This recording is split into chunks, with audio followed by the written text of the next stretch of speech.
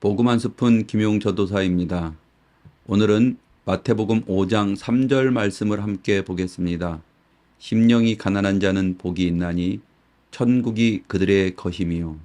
우리 중에 기독교 신앙에 대해서, 믿음에 대해서 진지한 생각을 가져본 적이 있는 사람이라면 누구나 한 번씩은 해볼 만한 질문이 있습니다. 왜 나는 이 정도밖에 되지 않을까? 왜 나는 자꾸 같은 실수를 이렇게 반복하고 마는가? 왜 나는 같은 죄를 반복하는가?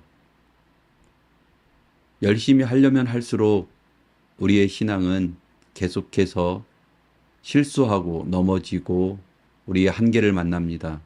그래서 믿음의 좌절에 빠진 많은 크리스찬이 같은 질문을 합니다. 어떻게 하면 성숙한 크리스찬의 삶을 살 수 있는가라는 것입니다.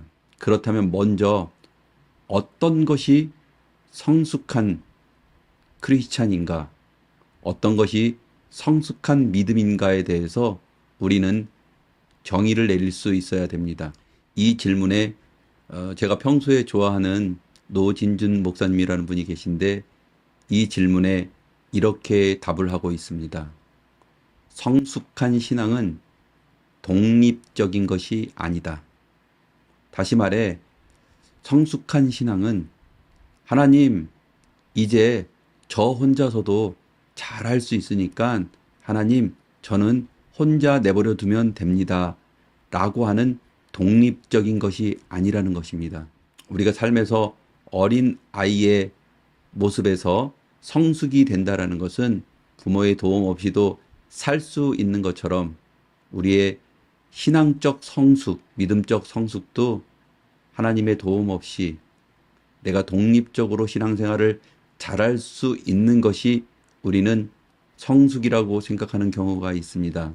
그러나 믿음의 성숙, 성숙한 믿음은 독립적인 것이 아니다라는 이 말에 저는 100% 동의하고 맞는 말이라고 생각합니다. 하나님이 원하시는 진정한 믿음의 모습은 이런 것일 것입니다. 하나님, 세상을 제 마음대로, 제 능력대로 살아봤지만 아무것도 된 것이 없습니다. 하나님, 저는 하나님 없이는 아무것도 할 수 있는 것이 없습니다.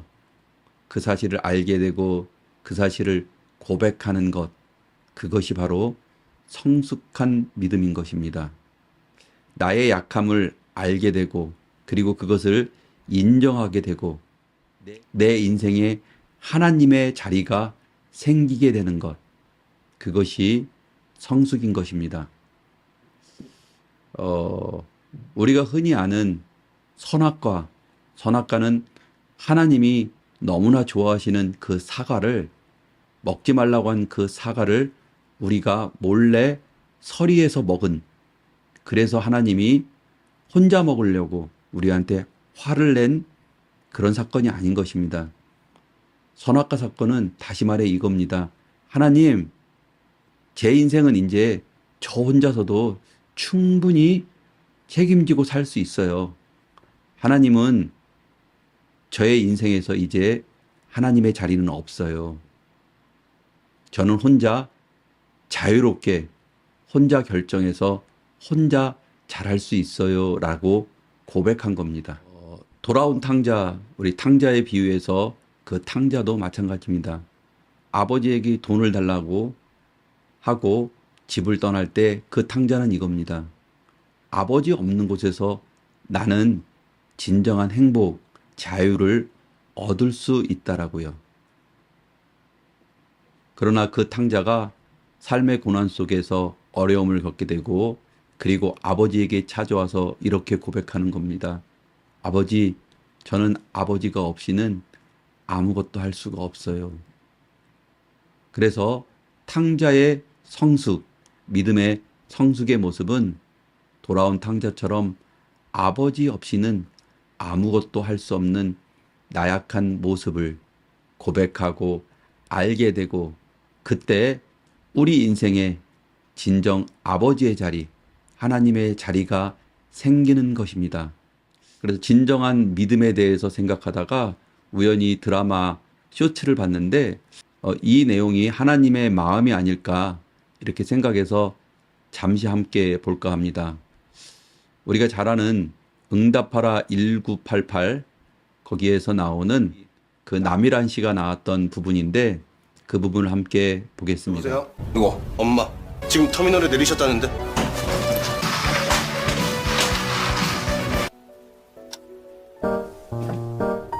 연탄은? 연탄은 안 꺼뜨렸어? 제 방 윽스르 뜻이다. 빨래는? 비웠는데 빨래 안 걷었지? 다 걷었습니다. 네, 당신 좋아하는 만두 굽고 났다.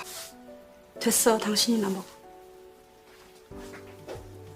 왜 기분이 안 좋지? 집이 개판인가 보지 뭐. 웬열? 싹 다 치웠거든? 식구들이 너무 잘 있어서. 엄마가 없는데도 식구들이 너무 잘 있어서. 엄마, 형 손댔어! 내가 못 살아 진짜, 어? 나이가 몇인데 라면 하나 제대로 못 끓여? 엄마, 아빠 또 연탄 날려먹었어! 보통 사람 하는 게 없어! 같이 먹어. 무슨 만두야? 당신 좋아하는 거. 소주도? 정 원하시면 그러시든가. 이번에 당신 없으니까 진짜 뼈저리게 느낀 게 있다. 우리 이 남자들은 당신 없으면 다 쓰레기다, 쓰레기. 드라마에서 남일한 씨는 이제 2박 3일 동안 친정집에 여행을 갔다가 돌아옵니다. 그리고 왔는데 그 너무나 그 자식들이 뭐 여러 가지 일들을 막 엉망이 됐을 줄 알았는데 너무나 완벽하게 잘하는 것이었습니다.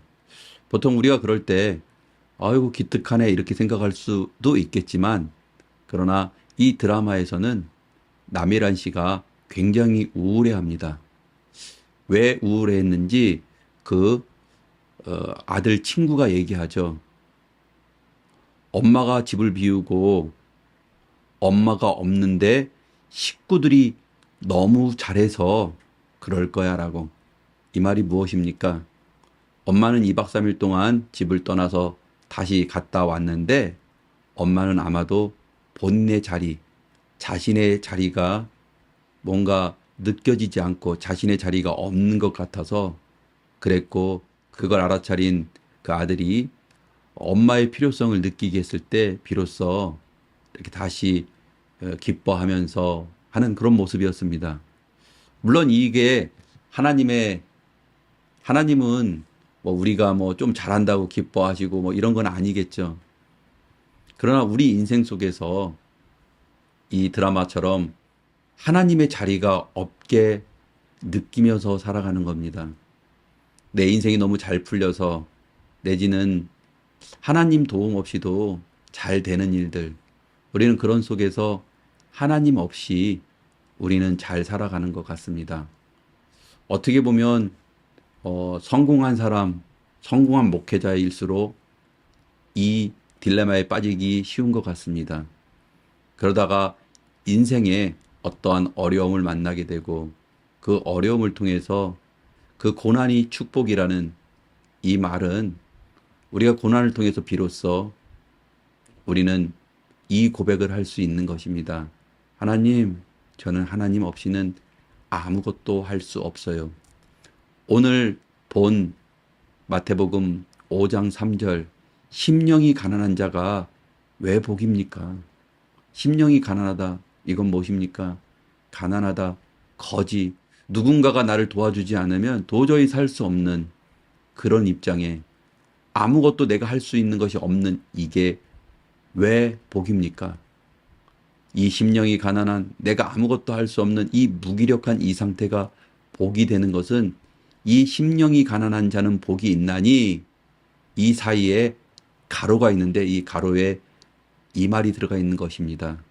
심령이 가난한 자는 복이 있나니 그 사람에게는 하나님의 자리가 있다. 우리는 어떻습니까? 저도 마찬가지예요. 내가 너무 승승장구 잘 나가고 그럴 때는 때로는 하나님이 거치장스럽고 좀 불편하게 느낀 적도 많습니다. 그러나 삶의 어려움 속에 고난 중에 아무것도 내 실력으로 되지 않는 어떤 순간에 우리는 이렇게 고백합니다. 하나님 없이는 아무것도 할 수 없어요. 오늘 우리 삶 속에서 고난을 만나 좌절하고 있는 주의 백성, 하나님의 자녀들에게 이렇게 말하고 있습니다. 여러분들 삶 속에 그 심령이 가난하고 아무것도 할 수 없고 내 힘으로 할 수 있는 것이 아무것도 없는 무기력하고 무능한 상태라면 여러분은 복이 된 것입니다. 왜? 세상에서 가장 능력 있고 우리를 가장 사랑하시고 이 온 우주, 이 모든 것을 만드신 하나님, 우리 아버지의 자리가 우리 삶에 이제 자리가 생긴 것입니다. 그리고 하나님께서는 그 자리로 오셔서 우리를 다시 일으켜 세우시고 우리에게 새 힘 주시고 우리를 하나님의 자녀로, 하나님의 축복받는 백성으로 다시 일으켜 세울 것입니다. 감사합니다.